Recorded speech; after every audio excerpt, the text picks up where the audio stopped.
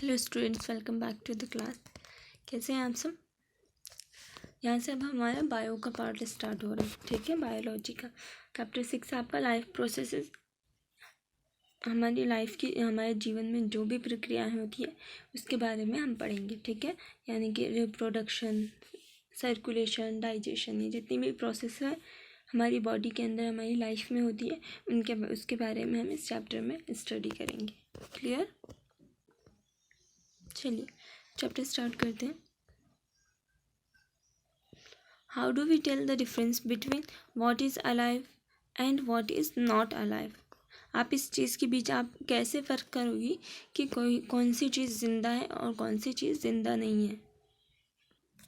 If we see a dog running, a crow chewing cud, or a man shouting loudly on a street, we know that these are living beings. अगर आप किसी कुत्ते को गली के अंदर भागते हुए देखते हो, ठीक है, या कहीं भी भागते हुए देखते हो, एक क्रो को,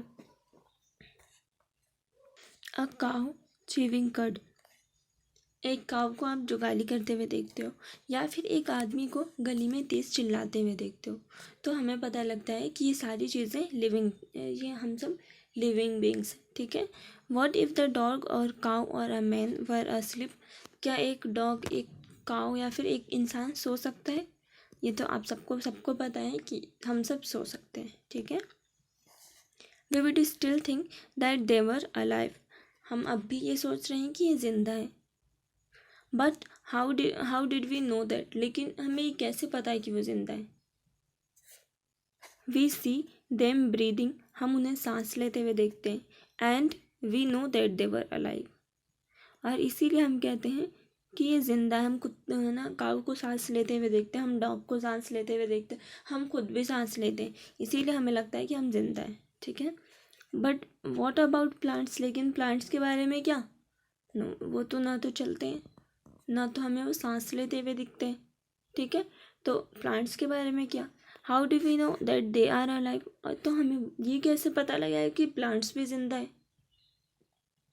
we see them green, some of us will say. हम में से कुछ क्या कहेंगे कि वो ग्रीन होते हैं इसलिए जिंदा है।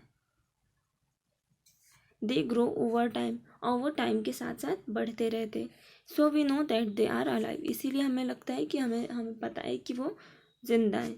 सम विल से, कुछ ऐसा कहेंगे कि वो बढ़ते रहते हैं, उनकी हाइट बढ़ती रहती है इसीलिए वो जिंदा है। In other words we tend to think some sort of movement. और दूसरे वर्ड में क्या कह सकते हैं कि उनमें मूवमेंट होती है, उनमें किसी तरह की मूवमेंट होती है, इसीलिए वो जिंदा है। ईदर ग्रोथ रिलेटेड और नॉट। चाहे वो ग्रोथ से, लंबाई से बढ़ती हुई हो, ग्रोथ से रिलेटेड हो या ना हो। As common evidence for being alive. तो ये किसी भी चीज़ के ज़िंदा होने का सबसे मेन रीज़न है। ठीक है। एक कॉमन रीज़न है कि वो सांस ले रहा है, उसके अंदर कोई ना कोई ग्रोथ हो रही है, चाहे वो मतलब कोई ना कोई मूवमेंट हो रही है, चाहे वो मूवमेंट ग्रोथ से रिलेटेड हो या फिर नहीं हो। ये किसी चीज़ के ज़िंदा होने का एक बहुत ही कॉमन एविडेंस है। ठीक है।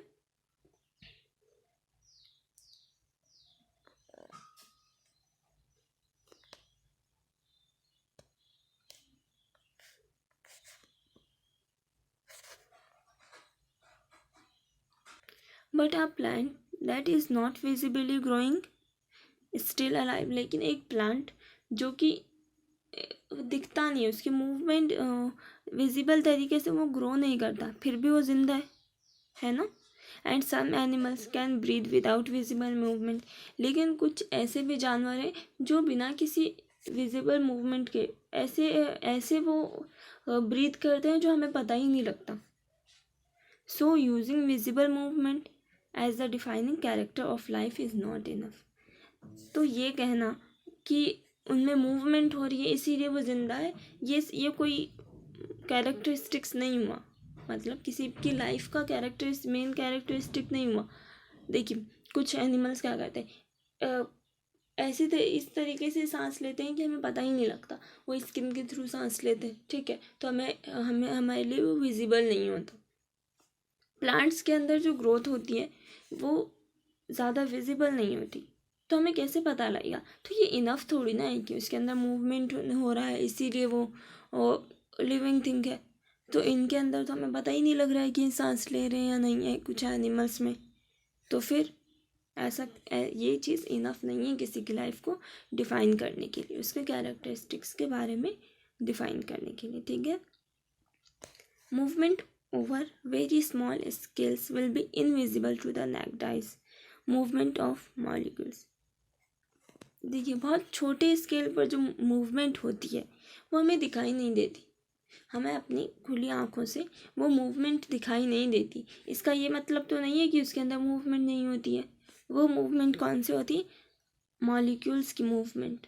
ठीक है। मॉलिक्यूल्स की जो हमारी बॉडी के अंदर जो मॉलिक्यूल्स है उसके अंदर जो मूवमेंट होता है वो हमें दिखता है, विजिबल नहीं होता है ना। तो इसका ये मतलब थोड़ी ना है कि उसके अंदर कोई मूवमेंट हो ही नहीं रहा।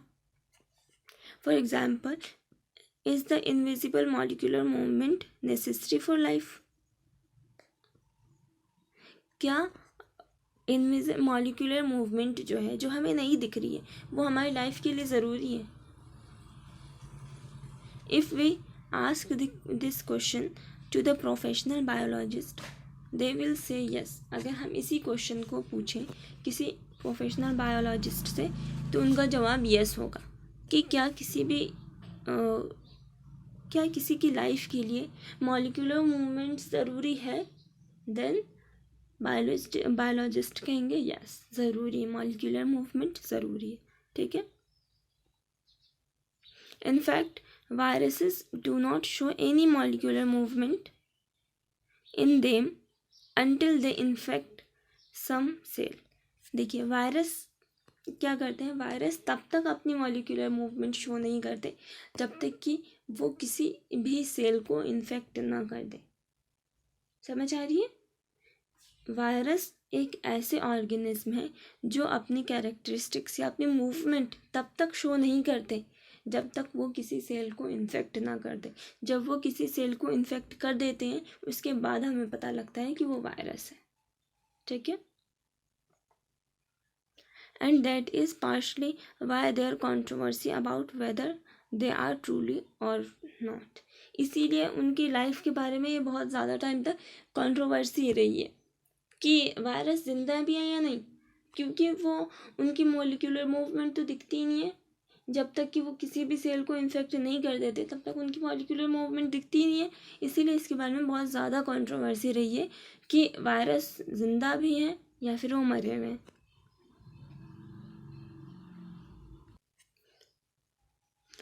Y are molecular movement needed for life?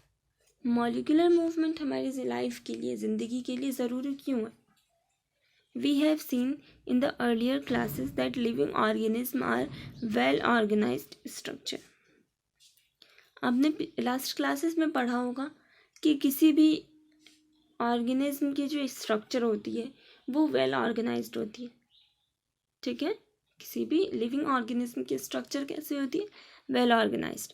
They can have tissues, उनके अंदर क्या होते हैं? टिश्यूज़ होते हैं। ठीक है।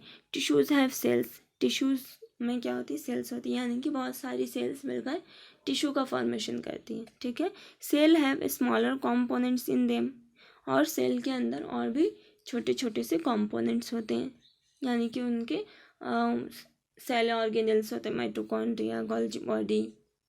ठीक है। प्लास्टिड्स वगैरह, प्लास्टिड तो प्लांट सेल में होता है। तो इस तरीके से उसके अंदर छोटे छोटे से कॉम्पोनेंट्स पाए जाते हैं। Ordered nature of living structure is very likely to keep breaking down over time. देखिए जो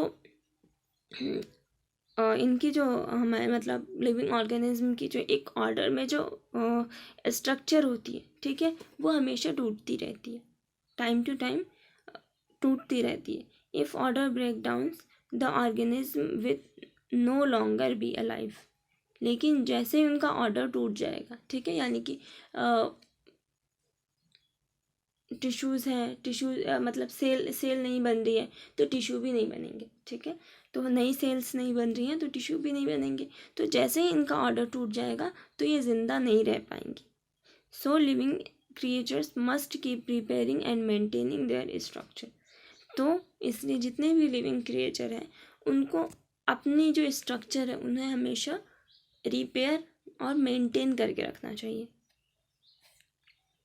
since all these structures are made up of molecules, जितनी भी स्ट्रक्चर हमारी बॉडी को की ये आपको पता है कि मॉलिक्यूल से मिलकर बनी हुई है, ठीक है। They must move molecules around all the time, तो मॉलिक्यूल्स को हमेशा मूवमेंट करते रहना होगा। What are the maintenance process in living organism, let's explore. अब लिविंग ऑर्गेनिज्म के अंदर मेंटेनेंस का प्रोसेस किस तरीके से होता है, ठीक है, रिकवरी कैसे होती है, उसके बारे में हम आगे पढ़ेंगे। Clear?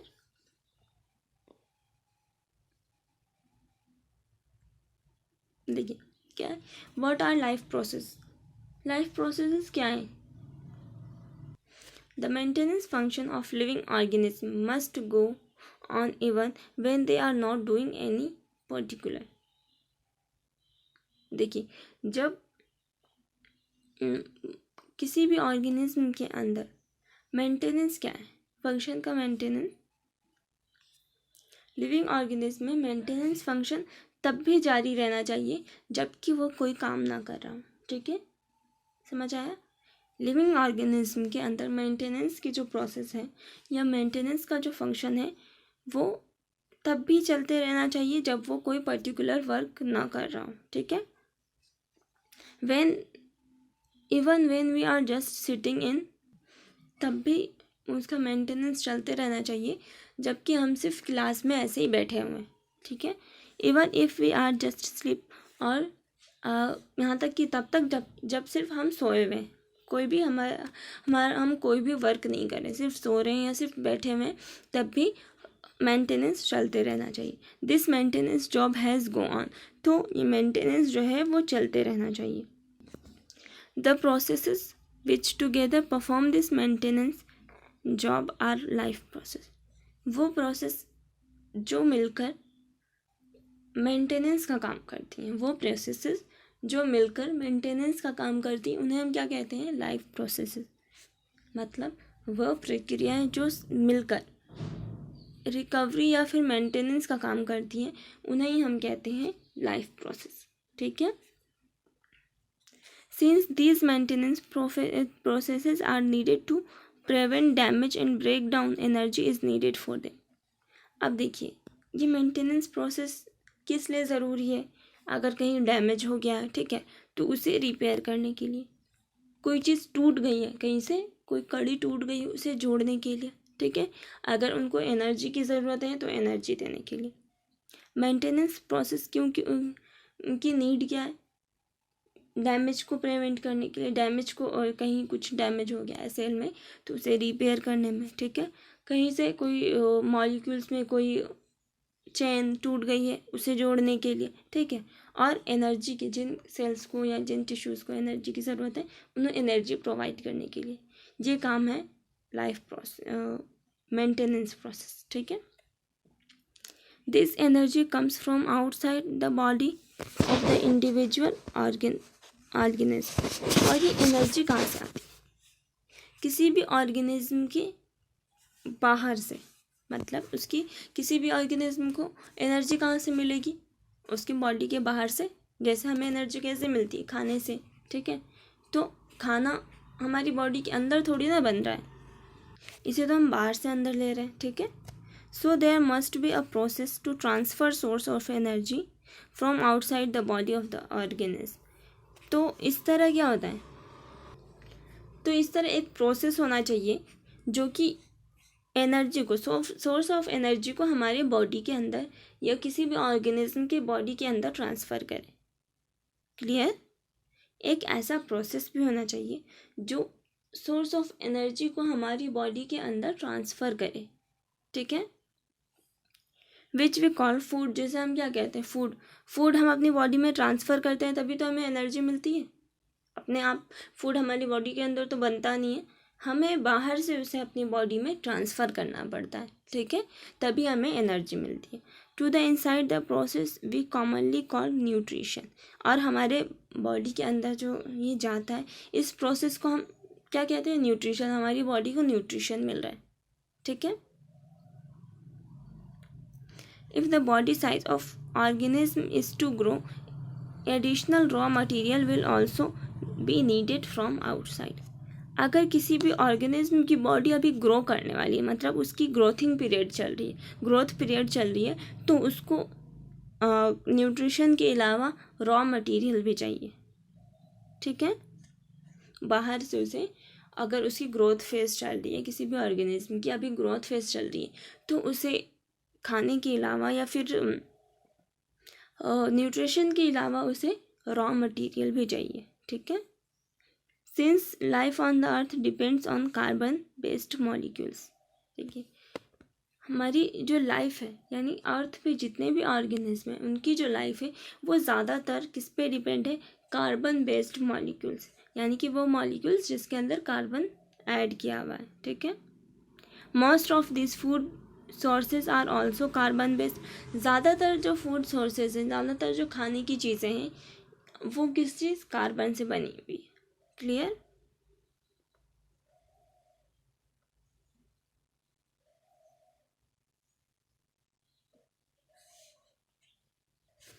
Depending on the complexity of these carbon sources, different organisms can use different kinds of nutritional process। देखिए, जो हम फूड लेते हैं या कार्बन सोर्स लेते हैं, उनकी कॉम्प्लेक्सिटी अलग अलग होती है, यानी कि उनके कोई तो क्या होंगे, बिल्कुल सिंपल कंपाउंड्स होंगे, कोई कॉम्प्लेक्स होंगे, कोई ज़्यादा कॉम्प्लेक्स होते।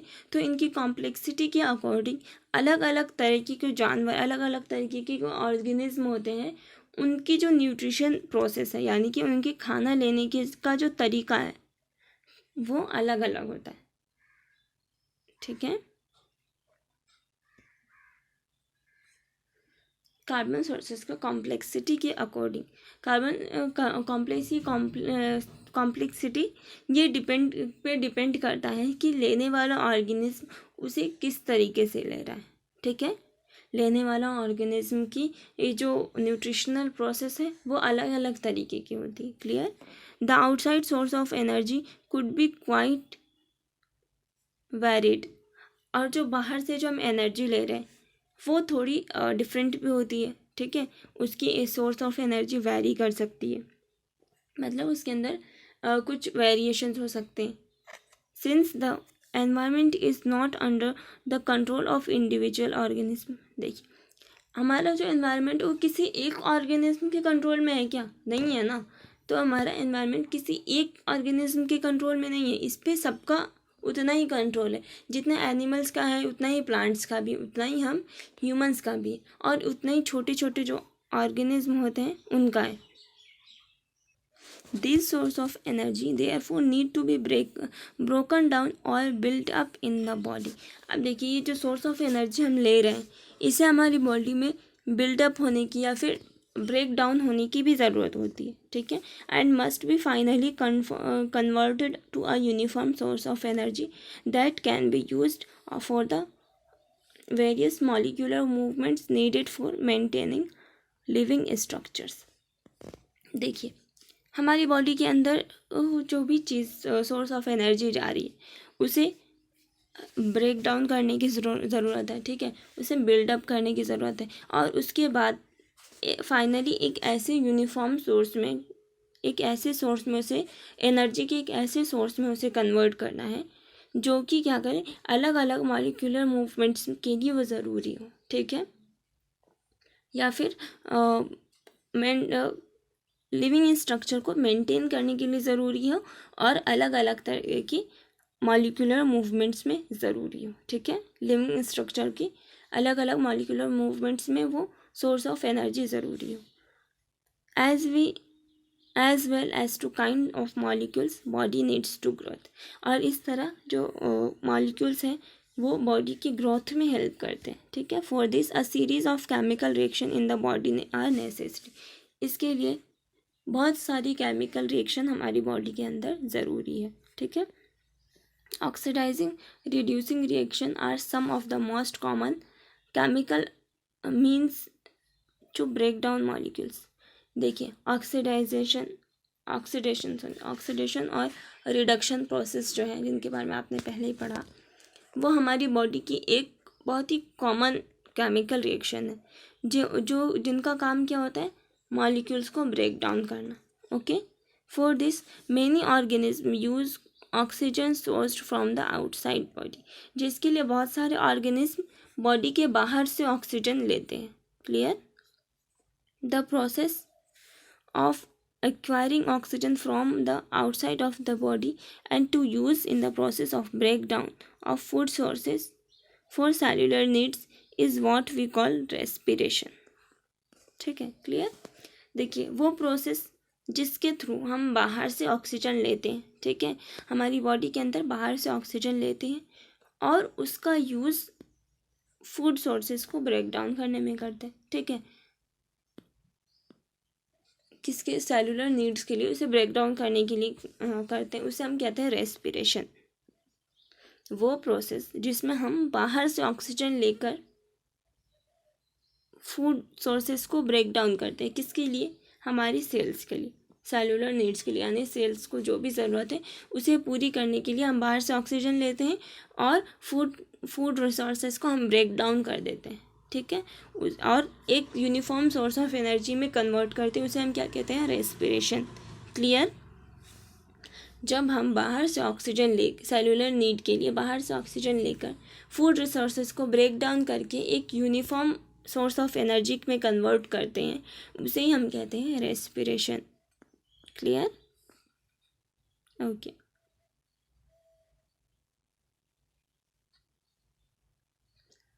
In case of the single-celled organism, no specific organism for taking in food. In case of the single-celled organism, no specific organs to take in food.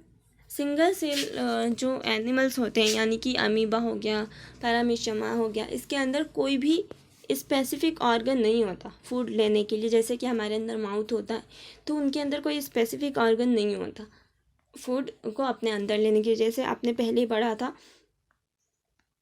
कि अमीबा एंडोसाइटोसिस की process के through food को अंदर लेता है. ठीक है, exchange of gases, gas को एक्सचेंज करने के लिए removal of waste may be needed because the entire surface of the organism is in contact with the environment. उन्हें गैसों के एक्सचेंज करने के लिए और जो वेस्ट मटेरियल्स होते हैं, वेस्ट पार्ट जो हैं, उन्हें बॉडी से बाहर निकालने की इतनी ज़्यादा स्पेसिफिक ऑर्गन्स नहीं होते, क्योंकि इनकी जो पूरी बॉडी होती है ये एनवायरनमेंट के कांटेक्ट में रहती है. तो ये ठीक है.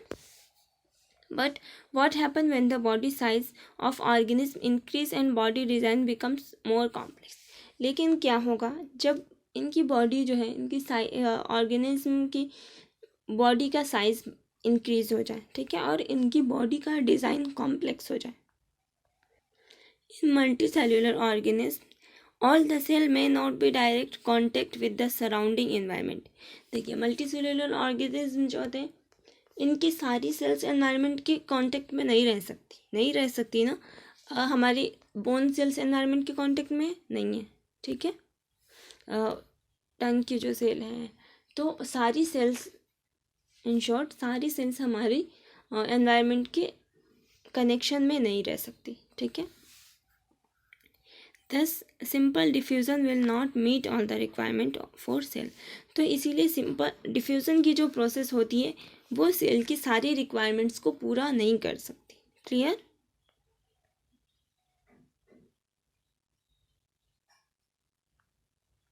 We have seen previously how in multicellular organisms various body parts have specialized function they perform.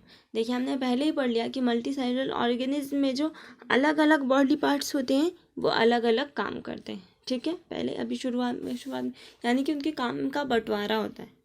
ठीक है, लेबर ऑफ फंक्शन.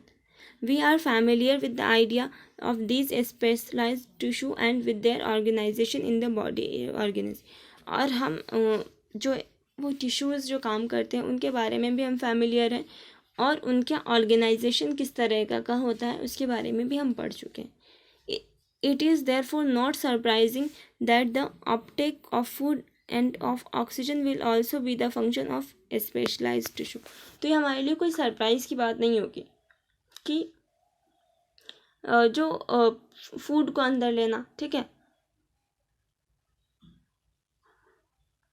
या फिर ऑक्सीजन को अंदर लेना एक स्पेशल टिश्यू का वर्क है, ठीक है। हमने पहले ही पढ़ा कि इनमें काम का बंटवारा होता है, ठीक है। तो जो ऑक्सीजन को अंदर लेना, कार्बन डाइऑक्साइड को बाहर निकालना, या फिर जो फूड को अंदर लेने की प्रोसेस होती है वो भी एक स्पेशल टिश्यू के थ्रू ही की जाती है।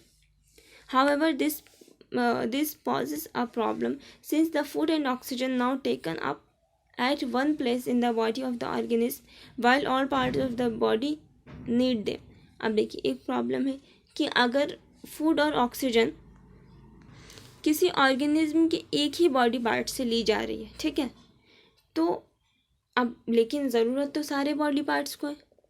तो क्या होगा अगर जब फूड या फिर ऑक्सीजन अभी किसी भी ऑर्गेनिज्म के एक पार्ट से ली जा रही है और जबकि ज़रूरत तो क्या है, ज़रूरत पूरे सेल्स को है, हमारी बॉडी के, हमारी पूरी बॉडी को उसकी ज़रूरत है। This situation creates a need of transportation system for carrying food and oxygen from one place to another in the body.